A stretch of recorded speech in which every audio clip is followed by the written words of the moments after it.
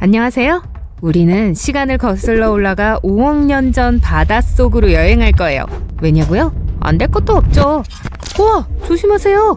우리가 조심해야 하는 존재는 메갈로돈이나 모사사우루스와 같은 거대 바다 파충류가 아니에요. 더 이상하고 비현실적으로 보이는 아노말로카리스라는 생명체입니다.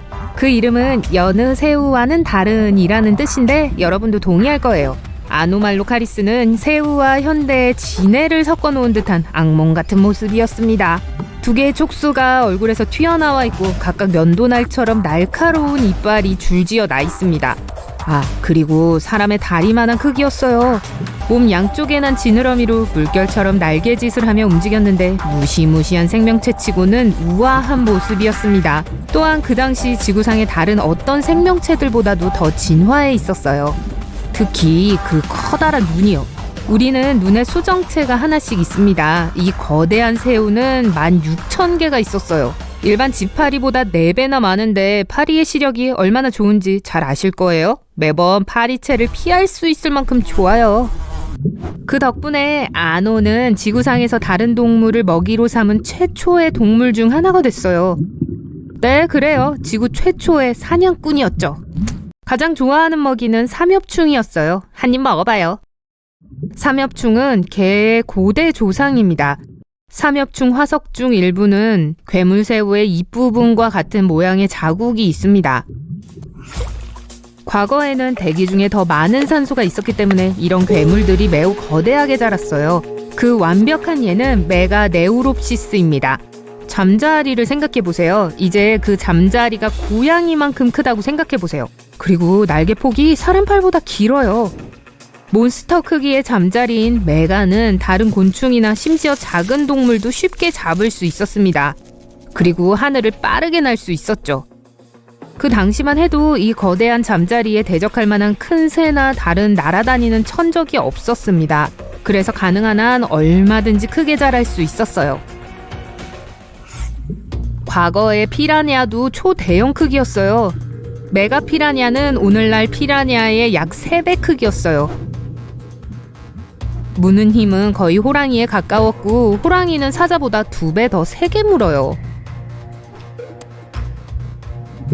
이는 아마도 다른 물고기와 물에 너무 가까이 접근한 육지 생물들 뿐만 아니라 큰 거북이나 다른 운이 나쁜 껍데기가 있는 동물들도 쉽게 먹을 수 있다는 걸 의미합니다. 그리고 재밌는 사실? 오늘날의 피라냐는 대치 상태에 놓이려고 할 때 개처럼 짖습니다. 실제로는 개구리가 개굴대는 소리에 더 가까워요. 하지만 거대한 크기의 고대 피라냐 사초는 어떤 소리를 냈는지 궁금해집니다. 곰이 포효하는 소리 같았을까요? 침대만한 거대 바다 정갈은 어때요? 약 4억 6천만 년 전으로 거슬러 올라가면 발밑에서 수영하는 걸 볼 수 있을 거예요. 그리고 그 꼬리를 조심하세요.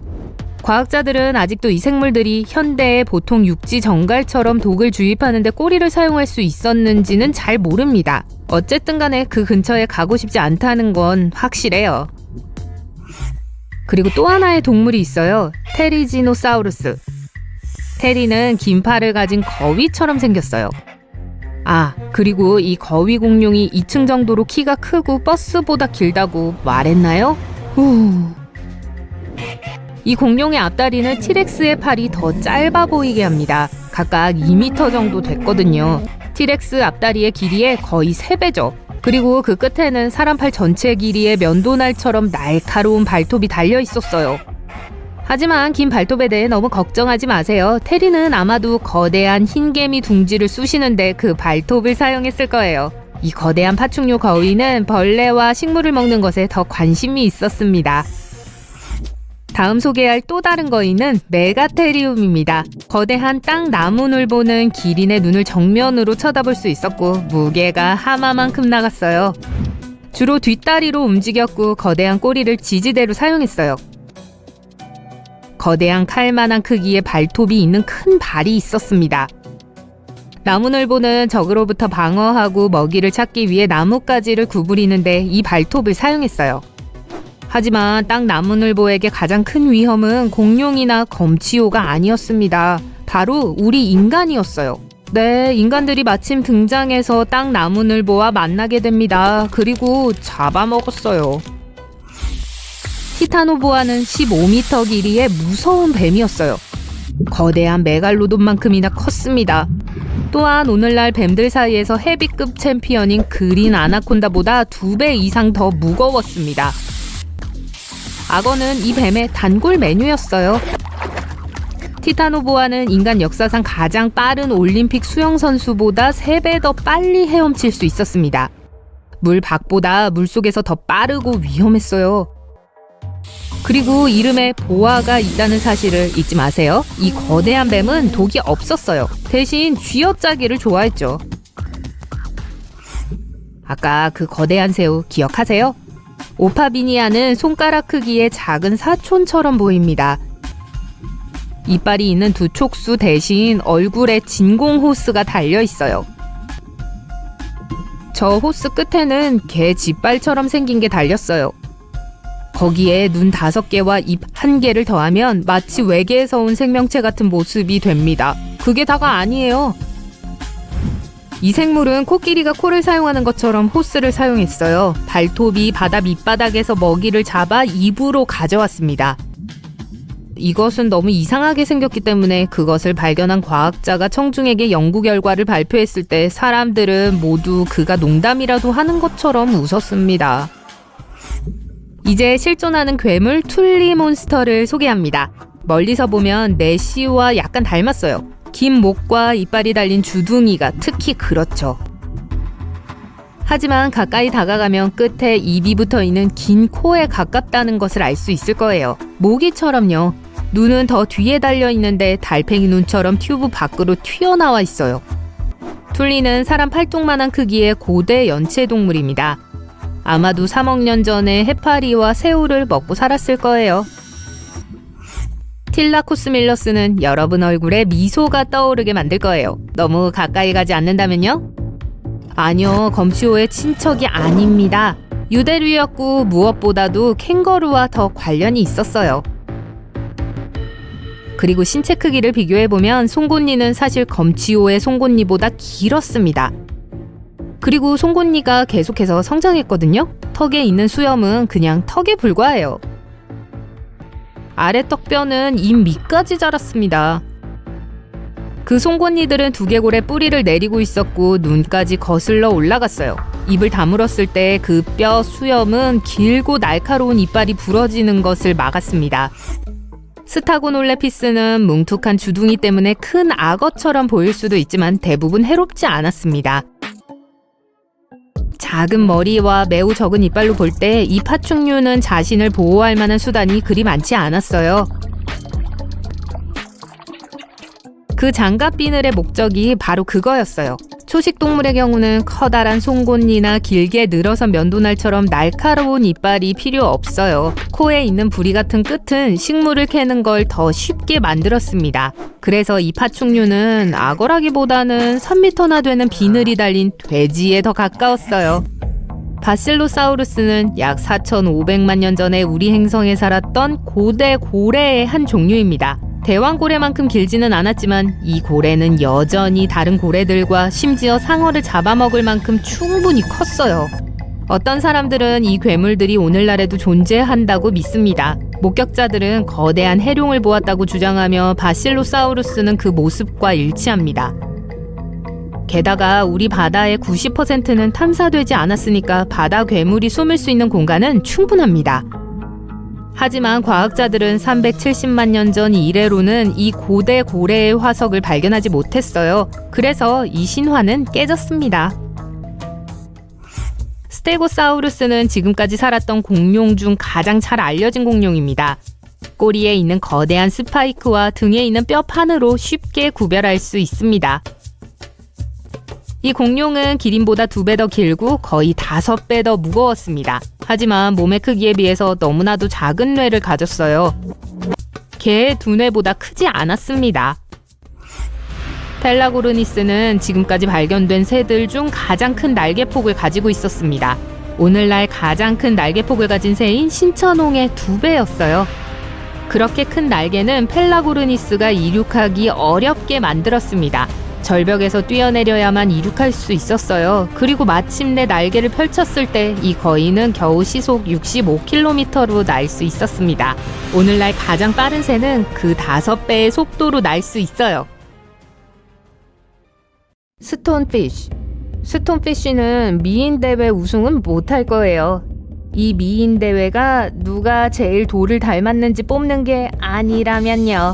반사되지 않는 작은 눈과 거친 피부는 환경과 완벽하게 조화를 이뤄요. 큰 머리, 더 큰 입, 그리고 돌이 한가득이에요. 해변에 있다고 해서 여러분이 안전한 건 아니에요. 스톤피쉬는 물 밖에서 24시간 동안 생존할 수 있어요. 한번 밟거나 심지어 한번 만지는 것도 그리 재밌지는 않을 거예요. 이 등지느러미에는 매우 강한 독이 있어요. 이건 밟힐 때 튀어나오고 마비가 오거나 심지어 심부전을 일으킬 수 있어요. 도움이 급히 필요할 거예요. 이것들이 물속 또는 어느 곳에서나 가장 위험한 생물들 중 하나인 게 놀랄 일이 아니네요. 바위가 많은 지역을 돌아다닐 때 조심하세요. 숨바꼭질 하는 걸 좋아하거든요. 심해 드래곤피쉬. 만약 바다에서 가장 흉측한 물고기 상이 있다면 심해 드래곤피쉬가 우승할 거예요. 끈적거리는 비늘이 없는 피부, 거대한 치아, 그리고 엄마만이 사랑할 수 있는 얼굴을 가진 이 바다의 나쁜 녀석은 얽혀서 좋을 게 없어요. 가장 어둡고 추운 바다 표면 아래 213m와 1829m 사이에서 수영하는 걸 좋아하죠. 이 목록에 있는 다른 생물들과 함께 심해 드래곤피쉬는 먹이를 잡기 위해 생물 발광하는 신체 부위에 의존해요. 또 아래턱에서 나오는 끝에 붉은 빛이 나는 매달린 부속기관을 사용해요.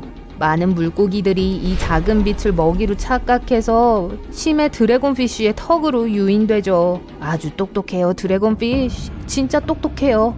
송곳니 물고기. 마리아나 해구는 수심 1668m 깊이의 해구예요. 바다 표면에서 거의 11km 아래에 있죠. 이걸 염두에 두세요. 과학자들은 마리아나 해구가 존재한다는 걸 알고는 있지만 이곳은 지구상에서 가장 탐험이 덜 된 곳 중 하나예요. 또 지구 해양의 가장 깊은 지역이기도 하죠. 비록 많은 생물들이 아직 인간에 의해 발견되지 않았지만 과학자들은 송곳니 물고기에 대해 알게 되는 소름 끼치는 기쁨을 누렸어요. 송곳니 물고기는 뻔뻔스럽게도 그 이름에 걸맞게 살아요. 저것 좀 보세요. 송곳니 물고기는 육식성 동물이며 날카로운 이빨이 있는 입에 걸리는 거의 모든 걸 먹고 살아요.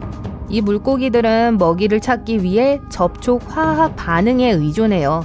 다른 말로 하면 깊은 바닷속에 살아있는 다른 유기체에서 나오는 화학 잔류물을 감지할 수 있다는 거예요. 다른 많은 심해어들과는 달리 이들은 몸에 빛을 내는 세포가 없기 때문이에요. 게다가 거긴 꽤 어두워요.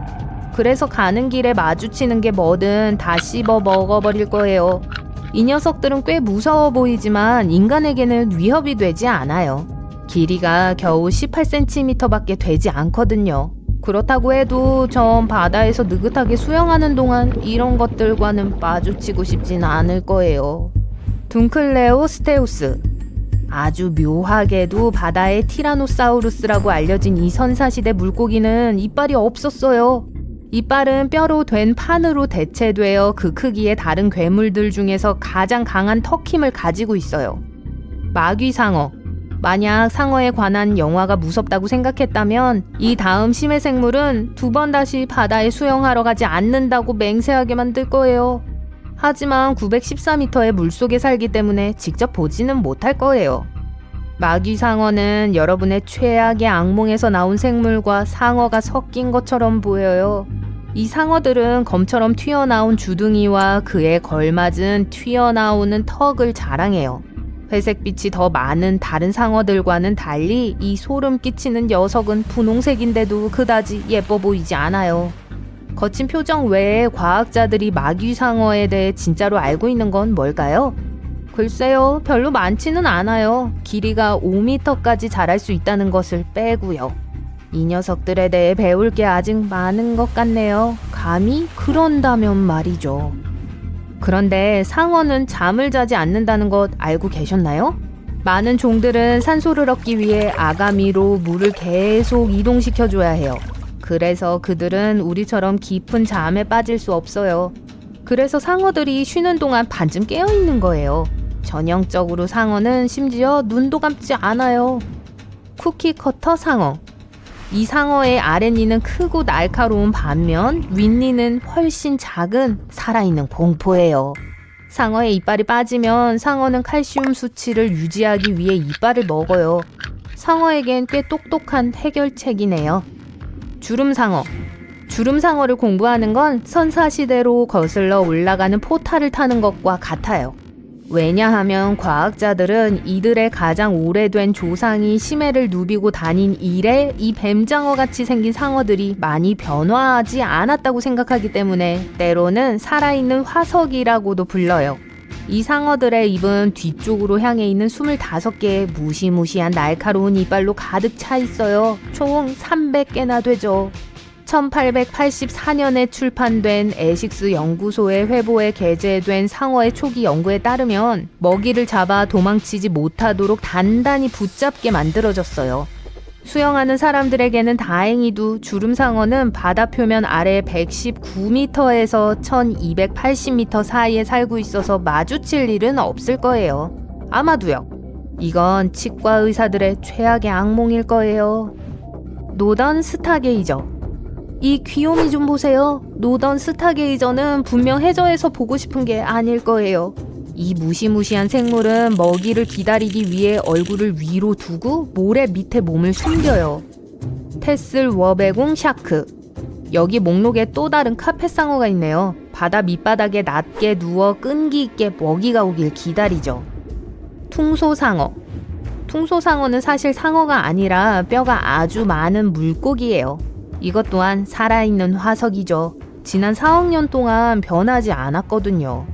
믿거나 말거나 상어와 인간은 약 4억 4천만 년 전에 살았던 공통 조상이 있어요. 비록 우리 둘 다 나름의 방식으로 진화했지만 여전히 그 연관성의 흔적이 몇몇 남아있어요. 예를 들어 코끼리 상어의 유전체는 인간과 매우 유사해요. 리오플레우로돈.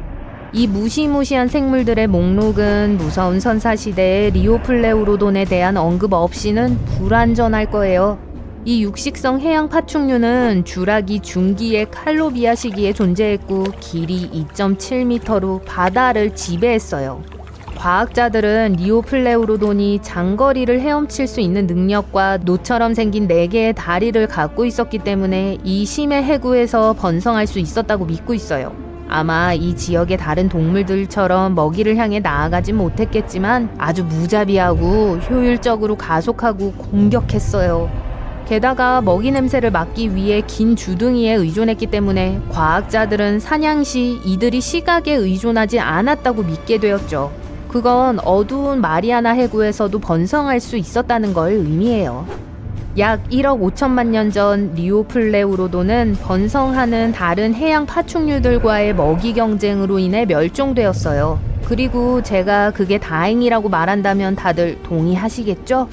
과학자들이 해저의 5%만을 탐사했다는 걸 고려했을 때 상상할 수 있는 가장 무서운 바다 생물들을 발견한 걸 생각해보면 심해에 어떤 다른 동물들이 살고 있을지 우린 상상만 할 수 있어요. 아마도 이건 여러분의 상상 속에 간직하는 게 가장 좋겠죠. 그렇죠? 넓은 주둥이 상어. 이 상어는 여과식자이며 비록 거대한 입이 꽤 위협적으로 보일 수 있지만 인간 친화적이에요. 돌묵상어처럼 이들은 끊임없이 입을 크게 벌리고 헤엄쳐요. 마치 트위터에 있는 듯 말이죠. 꿀꺽장어. 이 심해 장어는 한 번에 자신의 2배 크기의 먹이를 삼킬 수 있는 쉽게 팽창하는 배가 있어요. 아주 특이한 턱 모양을 갖고 있고 길이가 약 61에서 91cm에 이를 수 있어요. 해저 근처에 있는 큰 통나무 보이시나요? 어쩌면 오래된 배의 일부일지도 몰라요. 보물, 금, 다이아몬드, 난 부자예요. 가까이 다가가면서 뭔가를 알아차려요. 이게 헤엄치네요? 상어나 돌고래는 아니에요. 바다 악어예요. 자, 당황하지 마세요. 만약 바다에서 이 파충류들 중 하나와 마주친다면 여러분을 음식으로 생각하지는 않을 거예요. 악어의 목에는 물속에서 익사하는 걸 막아주는 특별한 판막이 있지만 그렇다고 물 수 없다는 뜻은 아니에요. 보통 가까운 섬으로 가는데 그곳으로 가는 가장 빠른 방법은 바디 서핑을 하는 거예요. 페리를 탈 수는 없지 않겠어요? 멀리서 보는 건 괜찮을 거예요. 바로 해안으로 헤엄쳐 가지만 마세요. 얕은 물에서 먹이 사냥을 위해 매복하는 걸 좋아하거든요. 제가 한 번이라도 백상아리를 보고 싶은 경우가 있다면 악어와 함께 다이빙을 할 때예요. 적절한 동기가 있다면 이들은 기꺼이 악어만한 한 입을 베어 물 거예요.